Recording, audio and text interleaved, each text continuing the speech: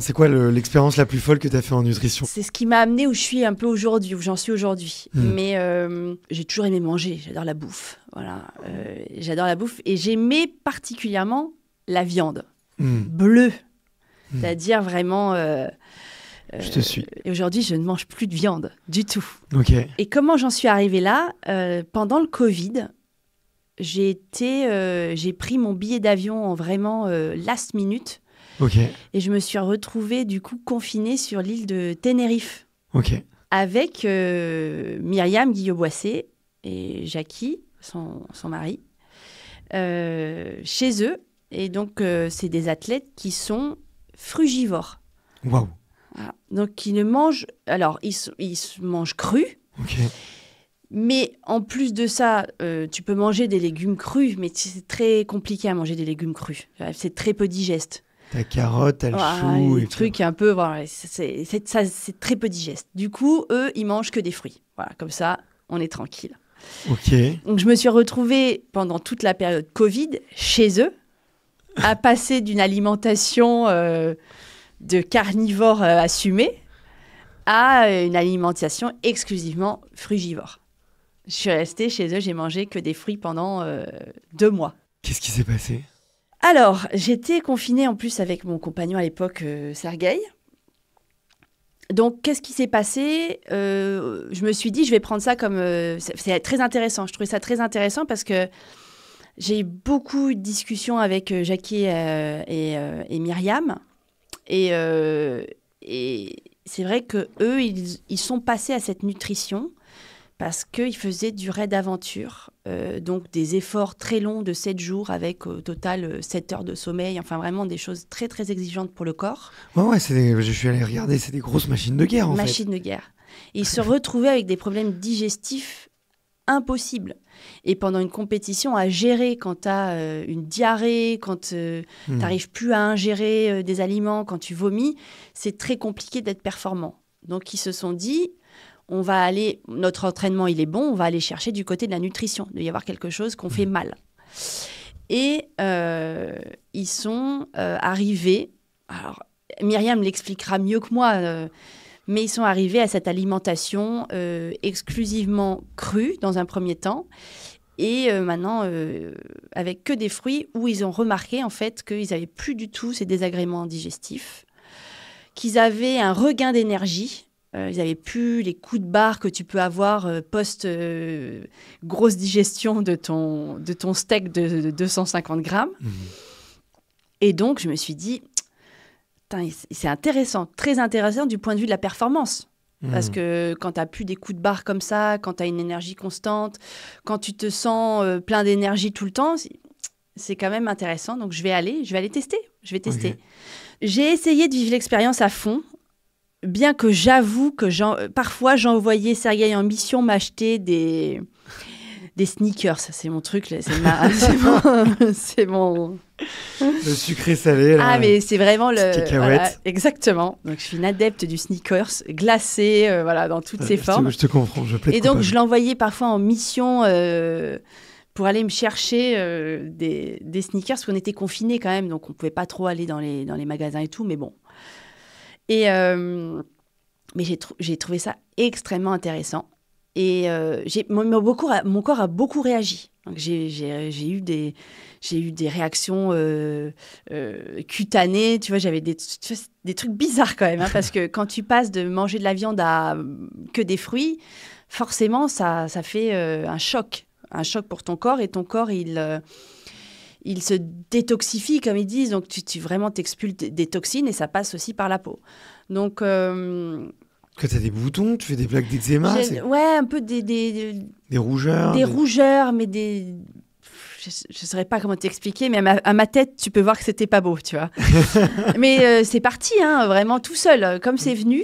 Mais c'est vrai que je me suis posé des questions un peu. Des fois, je me dis, on est sûr de ce qu'on fait, les gars? Parce qu'en plus, ils font aussi du jeûne... intermittent, ouais. Alors, eux, ils font des jeûnes stricts. Donc, on a jeûné, par exemple, pendant 48 heures sans boire. À boire aussi? Ouais. Jeûne strict, t'as pas le droit. Non, c'est jeûne hydrique avec. Tu t'apportes pas de... Ah ouais. C'est assez extrême. Donc, encore une fois, c'est pas des choses qui c'est pas des choses qu'il faut tester tout seul chez soi. C'est pas des choses, il faut être encadré, parce qu'il peut y avoir des risques pour la santé. Hein, en fonction de ton niveau de santé de base, tu peux pas aller partir dans ce genre de chemin si t'es pas encadré. Mais écoute, moi, ça s'est bien passé. Après, je déteste me priver de nourriture. Je te dis, j'adore manger. Donc ça, c'est des trucs, ça me rend méchante. Faut pas tester avec moi. Donc Sergueï s'en souvient très bien parce que j'étais vraiment pas très sympa. J'ai essayé de le soudoyer, tu vois. Je lui dis, t'as pas faim, t'es sûr, tu veux pas aller acheter un truc et tout. Alors lui, il était hyper zen. En plus, ça m'énervait parce que comme il avait fait du wrestling, de la lutte, tu vois, russe, plus jeune, pour atteindre des poids, il était habitué, tu vois, à se restreindre et tout. Moi, c'est pas mon truc du tout. J'ai faim, je mange. Tu vois. Donc, ça a été des expériences assez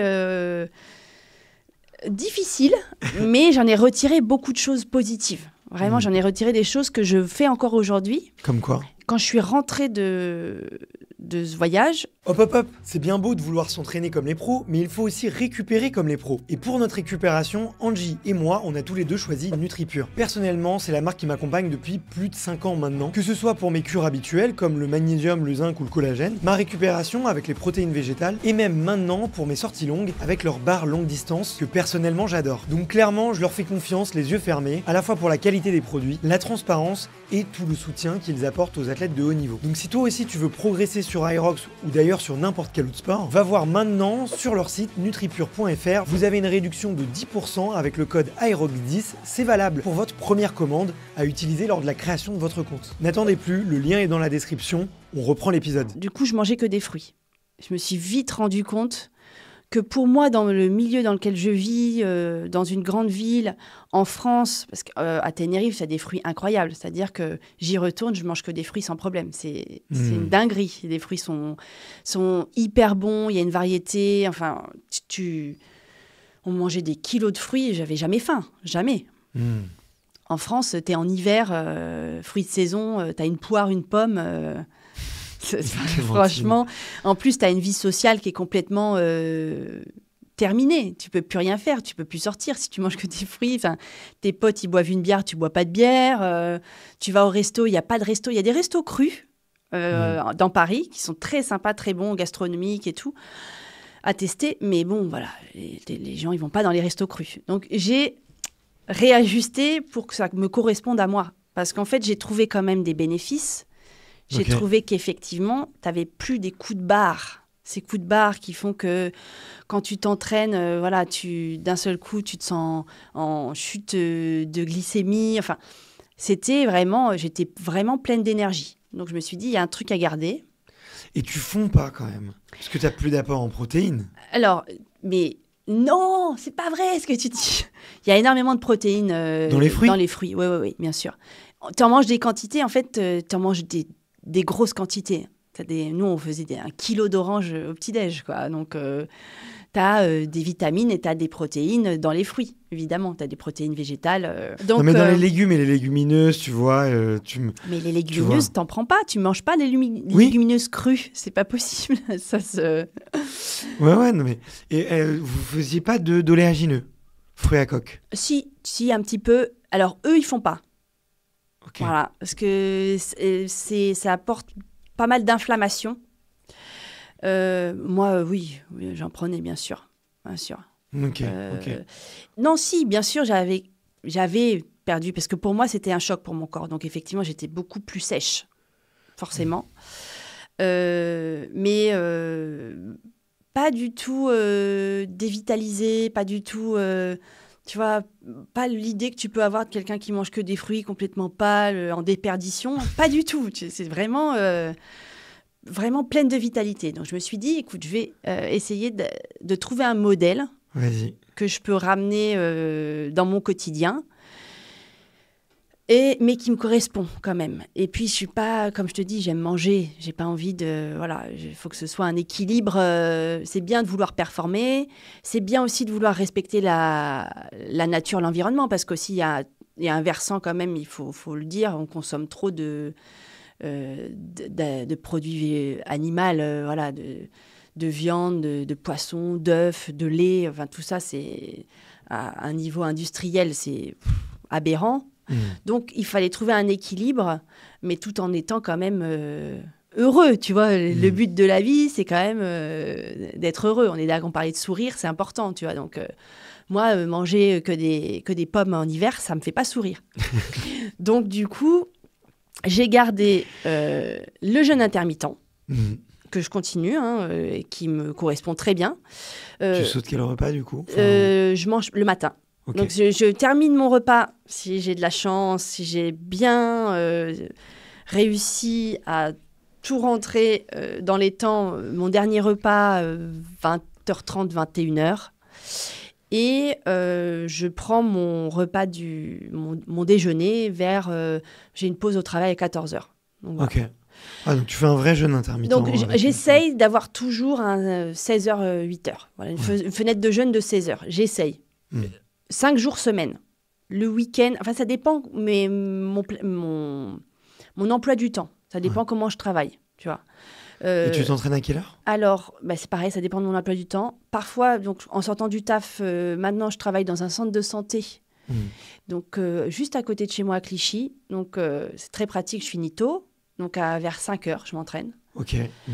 Et il y a des jours où je termine à 21h, donc je m'entraîne après. Donc là, mais j'ai mangé avant, donc ça change rien. Mais rien après, quoi. Non, rien après. Ça dépend en fait du type d'entraînement. C'est pour ça que je suis flexible. En fait, maintenant, j'ai une notion un peu plus de ce que mon corps aime, de ce que mon corps apprécie, de la manière dont mon corps réagit et de ce qu'il faut donner à mon corps. Donc maintenant, j'adapte, tu vois. Je suis pas du tout bloquée dans une stratégie. Donc, en général, je fais des jeûnes intermittents, mais il y a des matins, voilà, brunch. Allez, c'est parti, on brunch, tu vois. Enfin, je vais pas. Mais j'ai gardé donc ça. J'ai gardé l'eau de mer. Ok. Voilà, je bois de l'eau de mer. Que tu rends isotonique, parce que l'eau de mer c'est très salé, donc comme ça dans le corps tu peux pas l'ingérer, ça déshydrate plus qu'autre chose, donc il faut juste pour la rendre isotonique tu rajoutes de l'eau en fait avec, pour qu'elle soit assimilée directement dans ton organisme plus facilement avec du citron, et voilà, c'est ma boisson de récupération, ma boisson de plein de minéraux, c'est c'est hyper bon. Il y a des marques d'eau de mer, où est-ce que tu vas pas à la mer remplir ta bouteille d'eau, tu vois? Avec Myriam et Jackie, nous allions à la mer, on plongeait, on remplissait une bouteille d'eau. C'est quoi la proportion que tu dois faire entre eau de mer et eau normale? Alors, 1/4, 3/4. Ok. Eux, ils le filtraient avec un filtre charbon, voilà. Mais non, tu vas pas non, tu prends pas l'eau de mer en surface, bien huileuse, bien polluée, non, tu fais surtout pas ça. Mais on a de l'eau au fond. Ouais, il faut plonger. Alors après, quand tu les achètes, c'est des eaux de mer qui ont été prélevées en profondeur, qui ont été filtrées d'une certaine manière pour garder les minéraux, mais voilà, enlever les parasites, les choses comme ça, quoi. Donc, j'essaye de faire aimer ma boisson à tout le monde, mais à chaque fois, les gens n'aiment pas. Mais moi, je trouve là, ça hyper... ça Non, là, c'est un bon vieux thé. Parce que hier, j'ai eu une petite soirée, j'étais un peu fatiguée, donc j'ai quand même mis un peu de thé.